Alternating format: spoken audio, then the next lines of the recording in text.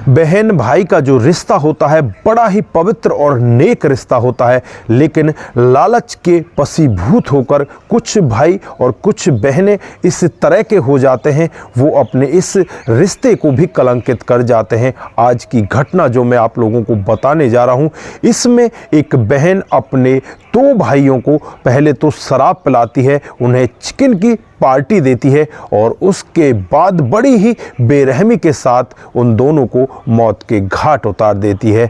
दोस्तों, वो यहीं पर नहीं रुकती और उन डेड बॉडियों को वो ठिकाने भी लगा देती है। जब पुलिस इस पूरे मामले से पर्दा उठाती है, जब इस मामले के पीछे की सच्चाई सामने आती है, तो हर कोई व्यक्ति यहाँ पर सोचने के लिए मजबूर हो जाता है कि आखिरकार बहन ने ऐसा क्यों किया, बहन के साथ ऐसा हो क्या रहा था। अगर आप लोग भी पूरे मामले के बारे में जानना चाहते हैं तो वीडियो को लास्ट तक जरूर देखिएगा। दोस्तों, आगे बढ़ने से पहले हमारी वही रिक्वेस्ट की जो हमारे चैनल के साथ नए हैं, कृपया करके चैनल को फॉलो कर लें, बेल आइकन को जरूर प्रेस करें। नमस्कार, जय हिंद। आप देख रहे हैं APH न्यूज राहुल रावत के साथ। तो दोस्तों, आज की जो हकीकत की घटना आप लोगों को बताने जा रहा हूं, तमिलनाडु का एक ज़िला पड़ता है पालनाडी ज़िला, इसी के अंतर्गत नौकारीकल्लू थाना क्षेत्र आता है। ये नौकारीकल्लू थाना क्षेत्र की ही हकीकत की घटना है। यहाँ पर 10 दिसंबर का वाक़या होता है, जब एक व्यक्ति जिसका नाम गोपी कृष्णा होता है, जिसकी उम्र लगभग 32 साल होती है, जो पुलिस कांस्टेबल होता है, वो अपनी ड्यूटी पर नहीं जाता। जो उसके दोस्त वहाँ पर रहा करते हैं, वो यहाँ पर आसपास के लोगों से पूछताछ करते हैं कि आज यहाँ पर गोपी कृष्णा क्यों नहीं आया। वो तो हर दिन आता है, वो तो छुट्टी करता ही नहीं। फिर यहाँ पर जो गोपी कृष्णा होता है, उसकी छोटी बहन होती है जिसका नाम कृष्णा नेबी होता है, जिसकी उम्र 28 साल होती है। उससे बातचीत की जाती है तो वो यही कहती है कि 10 दिसंबर को तो भाई हमारे पास आए ही नहीं। दोस्तों, उसके बाद 2-3 दिन का समय और बीत जाता है, लेकिन फिर भी गोपी कृष्णा का कहीं भी अता पता नहीं लगता। जो इसके दोस्त होते हैं वो बहुत ही ज़्यादा परेशान होने लगते हैं और जो इनका बड़ा अधिकारी होता है उसके पास जाते हैं और कहने लगते हैं कि 4-5 दिन हो चुके हैं साहब, जो गोपी कृष्णा है उसका कोई अता पता नहीं, उसका फ़ोन भी स्विच ऑफ है। अब हम कैसे करें, उसको कैसे ढूंढें। तो यहाँ पर जो अधिकारी होते हैं उसके नंबर को सर्विलांस पर लगाते हैं। लास्ट लोकेशन की जांच पड़ताल की जाती है तो पता चलता है कि लास्ट लोकेशन गोपी कृष्णा के घर की होती है, जो 10 दिसंबर की होती है।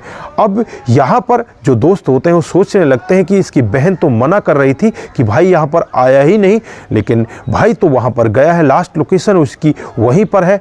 अब उन भाइयों को भी कुछ शक होने लगता है और शक के बिना पर ही 16 दिसंबर को जो पुलिस होती है कृष्णा नेबी के घर पहुंच जाती है और कृष्णा नेबी को गिरफ्तार कर लेती है। और जब वो अपने पुलिस वाले रवैये से उससे पूछताछ करती है तो कृष्णा नेबी थोड़ी देर में टूट जाती है और एक ऐसा सत्य बताती है जिसे सुनकर पुलिस वाले भी दंग हो जाते हैं।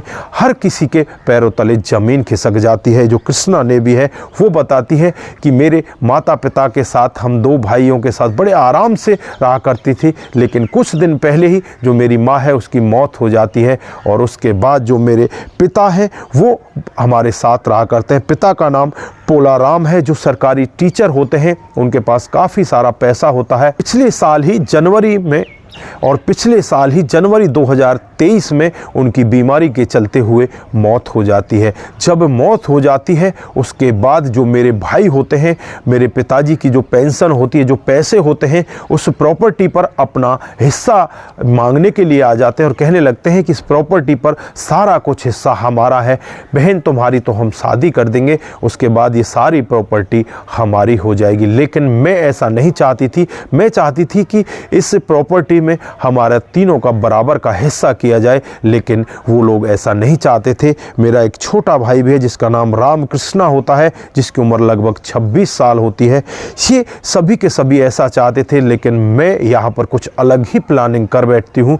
मैं चाहती थी कि अगर ये मुझे इस ज़मीन में से और मेरे पिताजी की प्रॉपर्टी में से कुछ नहीं देना चाहते तो मैं भी इनको पैसा नहीं दूंगी। और फिर मैं एक प्लान बनाती हूँ और प्लान के तहत ही 26 नवंबर का वाक़या होता है, जब मेरा छोटा भाई जिसका नाम राम कृष्णा होता है वो घर पर आता है और मैं उसे एक शराब की बोतल दिखाती हूँ कि ये शराब की बोतल मुझे मेरे दोस्त ने गिफ्ट की है, क्या तुम शराब पीना चाहोगे, मैंने आज चिकन बनाया है। तो छोटा भाई बहुत ही ज़्यादा खुश हो जाता है और फिर वो शराब पीने लगता है और वो धीरे धीरे शराब में इतना ज़्यादा डूब जाता है कि बिल्कुल बेसुध हो जाता है। तभी मैं अपने चचेरे भाई के पास फ़ोन करती हूँ, जिससे मैंने पहले ही प्लानिंग कर रखी थी कि जो प्रॉपर्टी होगी उसमें से तेरे को भी हिस्सा दे दिया जाएगा, तू मेरे भाइयों को रास्ते से हटवा दे।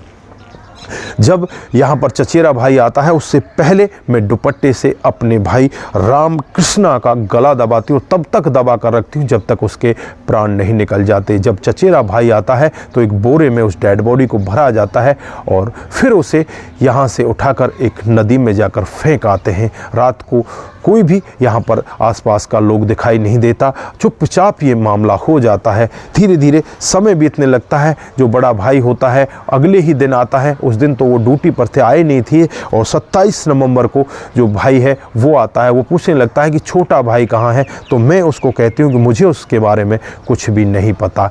बड़ा भाई भी ज़्यादा गौर नहीं करता, अगर माता पिता होते तो वो थोड़ा सा ध्यान देते, लेकिन बड़ा भाई इतना ध्यान नहीं देता। उसके बाद धीरे धीरे समय बीतने लगता है और 10 दिसंबर 2024 का समय आ जाता है। उस दिन बड़ा भाई अपनी ड्यूटी से वापस घर आता है और फिर उसके साथ भी मैं वही काम करती हूँ। उसे भी मैं शराब की बोतल का लालच देती हूँ, चिकन का लालच देती हूँ, वो भी इस लालच में डूब जाता है और मैं उसे फिर वही काम दोहराती हूँ। जब वो नशा में धुत हो जाता है तो दुपट्टे से उसका भी गला दबा देती हूँ, तब तक उस गले को दबा कर रखती हूँ जब तक उसके प्राण पखेरु नहीं उड़ जाते। बाद ही अपने चचेरे भाई को फ़ोन करती है और चचेरा भाई बाइक लेकर आ जाता है। फिर उसी तरह से उस डेड बॉडी को भी बोरे में डाला जाता है, बोरे में डालकर उसे नज़दीकी नदी में फेंक कर आ जाया जाता है।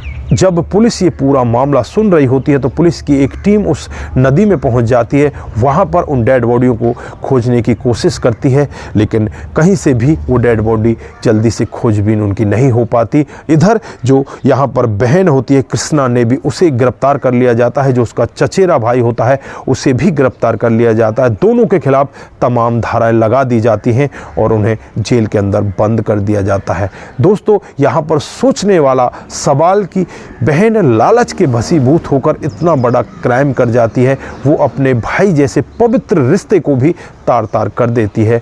दोस्तों, ऐसी ऐसी घटनाएं हमारे समाज के अंदर हो रही हैं। अब वो बहन जेल के अंदर ही उस प्रॉपर्टी का आनंद लेगी।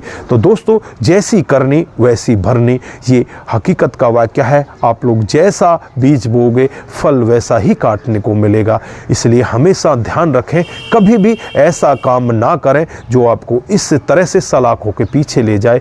तो दोस्तों, यहाँ पर जो बहन ने कदम उठाए बहुत ही गलत कदम थे, जिसकी वजह से आज वो जेल के अंदर चली जाती है और अपने 2 भाइयों को इस जहां से विदा कर देती है। तो दोस्तों, ऐसी बहन के लिए आपके पास क्या शब्द है, क्या कहना चाहते हैं?